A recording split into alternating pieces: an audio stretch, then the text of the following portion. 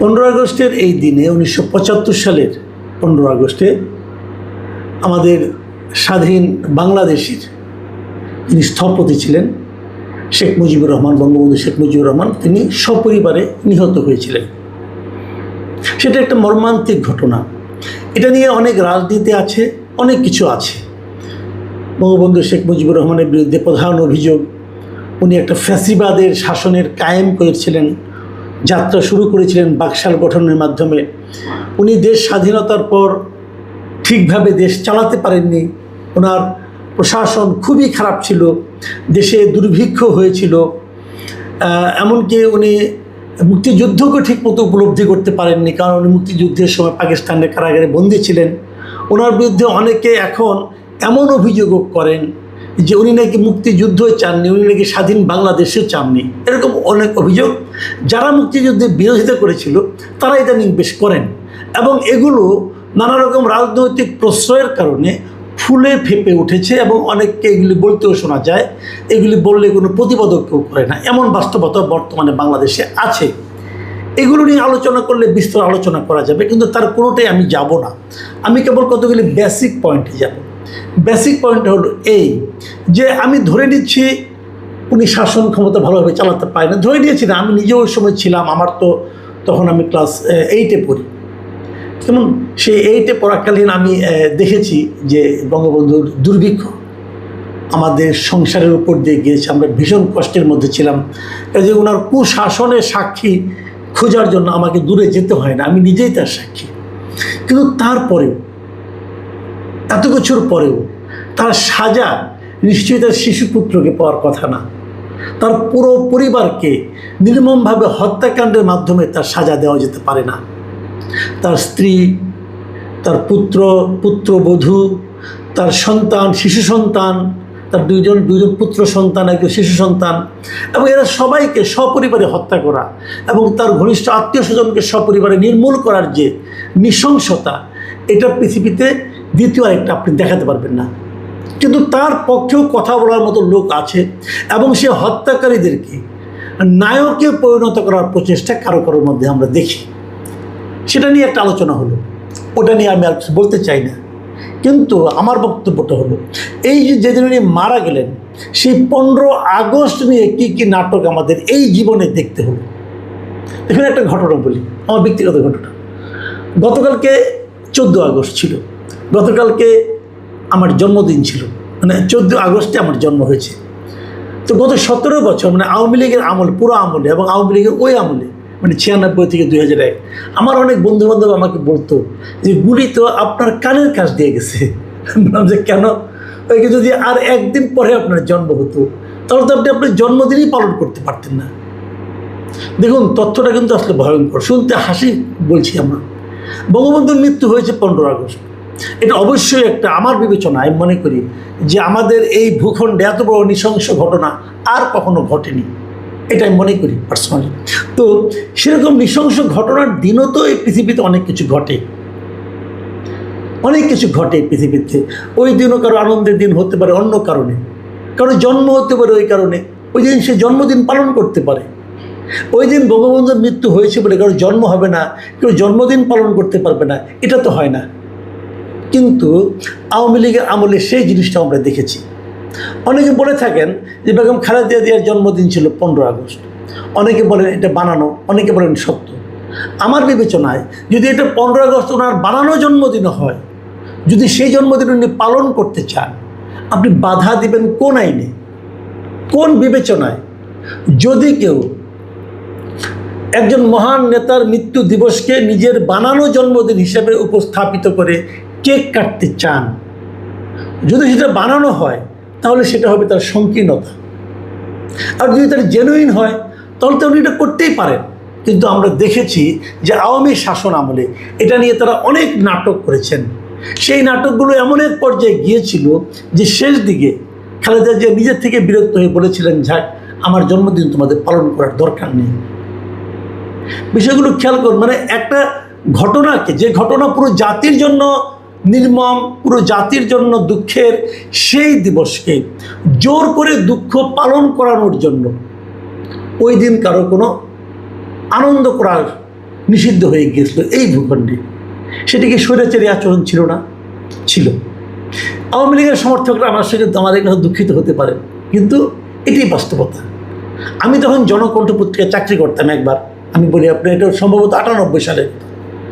আমি ওই দিন একটা জাস্ট আমার আউট অফ মাই কিউরিয়াসিটি আমি একটা খোঁজ নিয়েছিলাম যে 15 আগস্ট রাতের বেলা আমি ঢাকা শহরে যতগুলি ক্লিনিক আছে আমি এই ক্লিনিকগুলিতে খবর নিয়েছিলাম যে ওই দিন সব মিলিয়ে ঢাকা শহরের এই ক্লিনিকগুলোতে কতজন মানব সন্তানের জন্ম হয়েছে।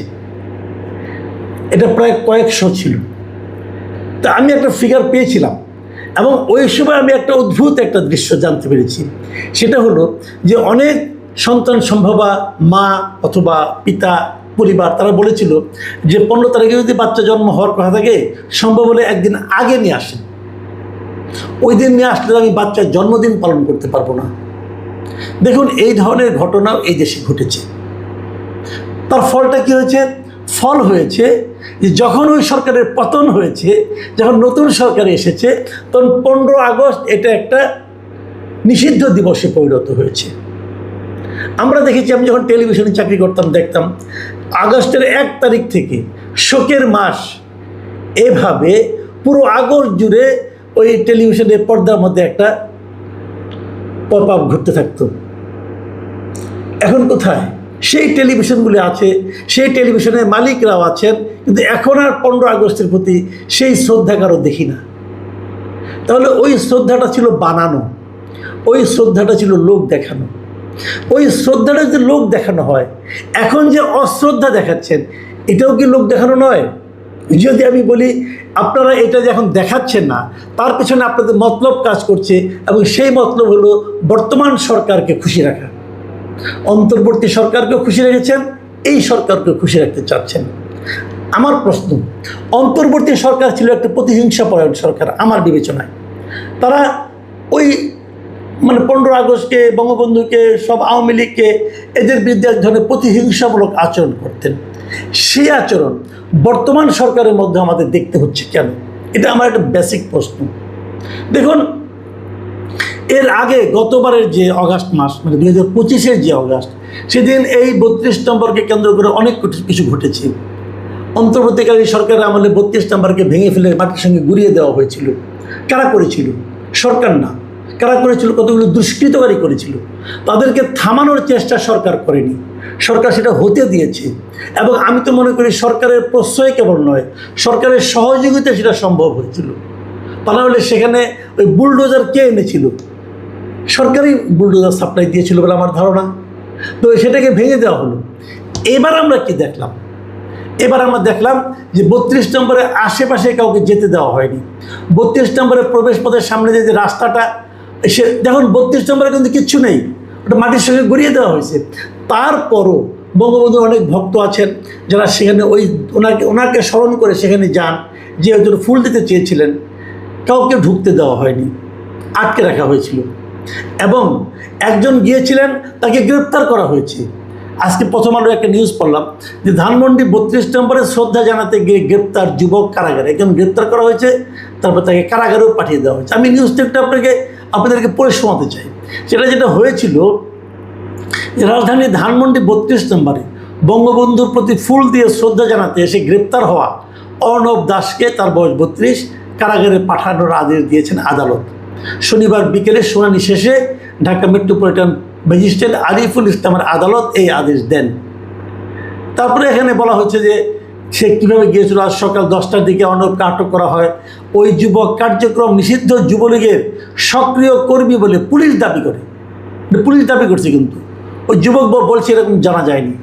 এই ঘটনায় ধানমন্ডি মডেল থানা উপপরিদর্শক বাবন উদ্দিন সন্ত্রাস বিরোধী আইনে মামলা করেছেন এবং অর্ণবকে গ্রেপ্তার দেখিয়েছেন।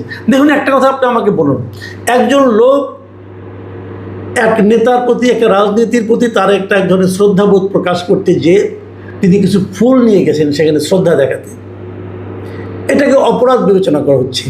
এবং কেবল কী অপরাধ?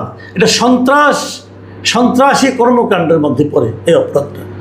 কোথাও শ্রদ্ধা জানানোর জন্য ফুল নিয়ে গেলে যে সন্ত্রাসী অপরাধের মতো কাজ হয়, এটা পৃথিবীর কোনো গণতান্ত্রিক দেশে হয় বলে আমার জানা নেই, কিন্তু হচ্ছে এই দেশে।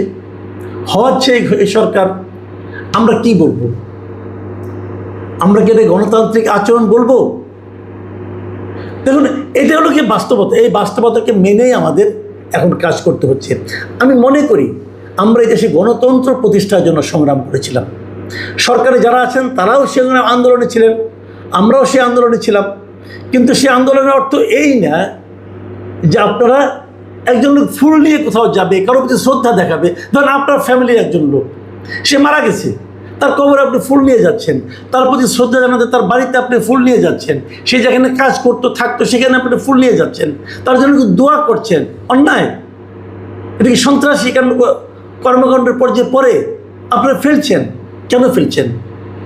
দেখুন, এই যে কাজগুলো, এগুলোর কিন্তু প্রত্যেকটা মুদ্রার একটা এপিঠ ওপিঠ আছে। আমরা কোনো পিঠি দেখতে চাই না, আমরা এই প্রতিহিংসার কোনো পিঠি দেখতে চাই না। আমরা ভাববো, আমরা বলবো সরকারকে, আপনি চিন্তা করুন, ভাবুন এই প্রতিহিংসা রাজনীতির থেকে আমরা কিভাবে বেরিয়ে আসব। যতদিন আপনারা এই প্রতিহিংসা রাজনীতির চর্চা করবেন ততদিন মনে রাখবেন এটা কিন্তু শেষ নাই, এটা মিউজিক্যাল চেয়ারের মতো চলতে থাকবে।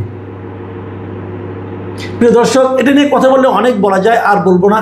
আমি কেবল এটুকুই বলবো যে আমি মনে করি এই মিউজিক্যাল চেয়ারে যে প্রতিযোগিতা, খেলা, এর অবসান হওয়া উচিত। রাজনীতি করুন আপনার মতো, আরেকজনকে রাজনীতি করতে দিন। জনগণ সিদ্ধান্ত নেবে কোন রাজনীতি সঠিক, কোনটা বেঠিক। আপনি যদি গায়ের জোরে একটা বন্ধ করে দেন, তাহলে ইতিহাস কি বলে? ইতিহাস বলে এই ভূখণ্ডে কোনো রাজনীতিকে গায়ের জোরে বন্ধ করে দিয়ে কোনো সুফল পাওয়া যায়নি। সেই সুফল আপনারাও পাবেন না।